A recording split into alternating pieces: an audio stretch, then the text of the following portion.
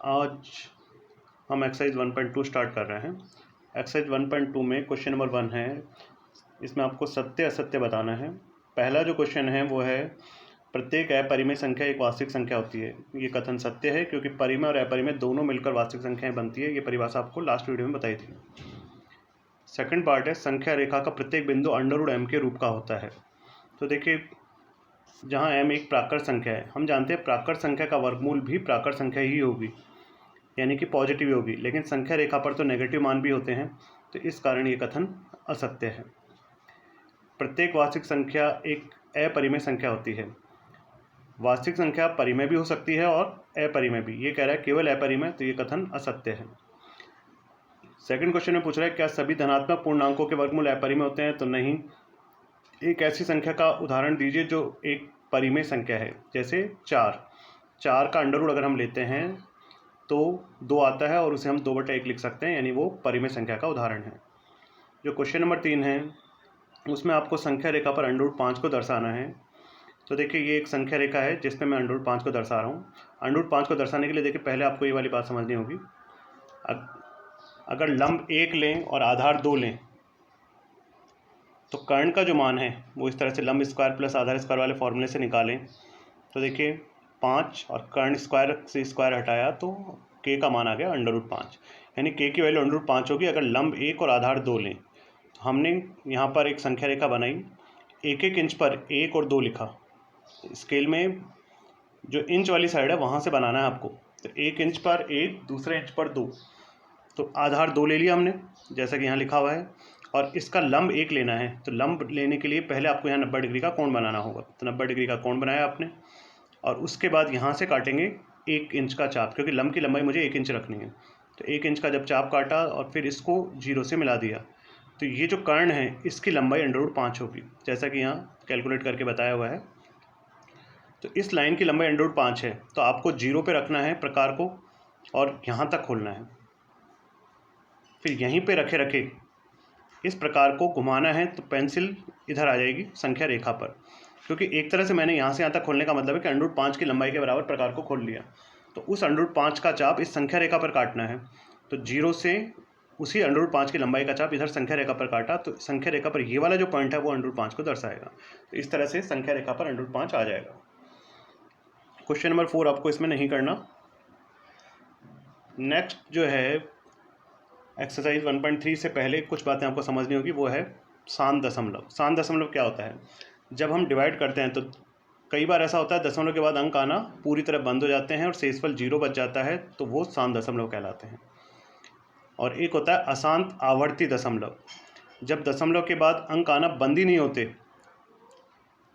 और कुछ विशेष अंकों की पुनरावृत्ति होना स्टार्ट हो जाती है, तो वो कहलाते हैं अशांत आवर्ती दशमलव। जैसे 0.27 के बाद अगर फिर से 27 आ जाए, फिर से 27 आ जाए और अंक आना बंद भी नहीं हो, तो ये कहलाएंगे अशांत आवर्ती दशमलव। पुनरावर्ती वाले खंड में 2 अंक भी हो सकते हैं, जैसे इसमें 3 है तो 1 2 3, फिर 1 2 3, फिर 1 2 3, फिर डॉट डॉट डॉट। तो ये अशांत आवर्ती दशमलव के उदाहरण हैं। तो देखिए, एक्सरसाइज 1.3 में जो फर्स्ट क्वेश्चन है उसमें आपसे को कुछ परिमेय संख्याएं दी गई हैं और आपको ये पूछा गया है कि इनके दशमलव प्रसार शांत हैं या अशांत आवर्ती हैं। आपको चेक करके बताना है। तो इसमें फर्स्ट का 4th पार्ट मैंने देखिए यहाँ करके दिखाया आपको, 3/13। 13 का भाग 3 में देना है। तो देखिए, 13 का भाग हम 3 में जब दे रहे हैं तो पॉइंट लगा के एक 0 लगा दें। 13 दूना 26, 4 बचे, 13 तिया 39, 1 बचा, फिर एक 0 उतारा। देखिए, जो 10 हो गए, 10 में भाग नहीं जाता 13 का, तो भाग टूट के 0 लग गई। फिर एक और 0 उतारा, 13 7 91 हो गए। यहाँ 9 बचे, 90 हो गए, 13 6 78, फिर 12 बचे, 120 हो गए, 13 नाम 117, 3 बचे। अब ये बात आती है कि डिवाइड आखिर रकम है, करना कब तक है। तो देखिए, क्वेश्चन की स्टार्टिंग हमने 3 से की थी, तो जब तक वापस 3 ना आ जाए जब तक आपको डिवाइड करते जाना है। 3 वापस आने का मतलब कि अब ये फिर से 30 बनेगा, फिर 13 दूना 26 होगा, इसका मतलब फिर से 2 बार डिवाइड जाएगा, फिर 3 बार, फिर 0 बार, फिर 7 बार, फिर 6 बार, फिर 9 बार, यानी इस खंड की पुनरावृत्ति होने लगेगी। इन 6 अंकों की पुनरावृत्ति फिर से होने लगेगी, यानी इसके बाद फिर से 2 3 0 7 6 9 वगैरह आना स्टार्ट हो जाएंगे। तो इस तरह से ये 3/13 का जो मान है वो 0.230769 और उस पर बार लगा के दर्शाया जाता है। बार लगाने का मतलब है कि इस वाले खंड की पुनरावृत्ति होगी, यानी इसके बाद फिर से 23069 वगैरह आगे आएंगे और भाग जाना कभी भी बंद नहीं होगा, क्योंकि उसके बाद फिर से 3 बज जाएगा, फिर से वही सिचुएशन बनेगी, तो बार बार यही चीज़ आती रहेगी। तो ऐसे दशमलव प्रसार अशांत आवर्ती दशमलव कहलाते हैं। एक क्वेश्चन देखिए इसका थर्ड पार्ट, 4 से 1/8, तो 8 चौक 32 और 1 33/8 हो गया। 8 का भाग 33 में दे रहे हैं हम, देखिए यहाँ पे, तो 8 चौक 32, बचा 1, उतारा 0, पॉइंट लगाकर हमने 8 एकम 8, 10 में से 8 गए 2, 20 हो गए, 8 दूना 16, बचे 4, 40 हो गए, 8 पंजे 40। तो ये भाग पूरा पूरा चला गया। इस बार देखिए बैलेंस नहीं बच रहा है, तो इसका मतलब 4.125 कैसा दशमलव प्रसार हुआ? शांत दशमलव। अगर भाग पूरा पूरा चला जाए तो शांत दशमलव, और भाग जाना बंद नहीं हो और फिर से अंकों की पुनरावृत्ति होने लग जाए तो वह अशांत आवर्ती दशमलव होता है। क्वेश्चन नंबर सेकंड में देखिए आपको 1/7 की वैल्यू दी गई है और आपसे 2/7, 3/7, 4/7 की वैल्यू पूछी है। एक वैल्यू देखिए 2/7 की मैं यहाँ निकाल के आपको बता रहा हूँ, जिससे आप बाकी के मान निकाल पाएंगे। तो 2/7 को हम 2 × 1/7 लिख सकते हैं। यहाँ 1/7 का ये मान आपको दिया गया है, इसे आप 2 से मल्टीप्लाई करें और 2 से मल्टीप्लाई करके इस पर भी बार लगा दें। आप चाहे डिवाइड करके देख लें, 7 का डिवाइड जब आप 2 में करेंगे यही सेम सिचुएशन आएगी, ठीक है। तो इसमें थर्ड का सेकंड पार्ट मैं आपको बता रहा हूँ। क्वेश्चन नंबर 3 के 3 पार्ट्स हैं, उसमें सेकंड जो पार्ट है 0.47 बार। तो माना 7 पे बार होने का मतलब है कि 7 का रिपीटेशन होगा, केवल 7 का। 4 और 7 दोनों पे बार होता तो 4, 7 दोनों का रिपीटेशन होता, लेकिन यहाँ केवल 7 पे बार है, इसका मतलब केवल 7 रिपीट होगा, 4 रिपीट नहीं होगा। तो 0.477777 ... कंडीशन फर्स्ट। जब पॉइंट के बाद एक अंक की पुनरावृत्ति हो तो आपको समीकरण को 10 से गुणा करना है। अगर 2 अंकों की पुनरावृत्ति हो तो 100 से गुणा करना है, 3 अंकों की पुनरावृत्ति हो तो 1000 से गुणा करना है। तो यहाँ पे क्योंकि एक ही अंक 7 की पुनरावृत्ति हो रही है तो हम इसको 10 से गुणा कर रहे हैं, तो इसको 10 से गुणा करने पे 10x आ गया। इसी तरह इसको 10 से गुणा करें तो ये जो पॉइंट है वो एक डिजिट आगे चला जाएगा, यानी यहाँ आ जाएगा, तो 4.7777 ये बचेगा, कंडीशन सेकंड। अब हम समीकरण 2 में से एक को जब घटाएंगे तो इधर देखिए 10x में से 1x को घटाएंगे 9x बचेगा। इधर पॉइंट के बाद देखिए सेकंड डिजिट के बाद तो सारी चीज़ें मैच कर रही है, तो सेकंड डिजिट के बाद तो सब 0 हो जाएंगे। फर्स्ट डिजिट में 7 में से 4 जाएगा, 3 रिमेनिंग बचेगा, और आगे वाले में 4 में से 0 जाएगा तो 4 रिमेनिंग बचेगा।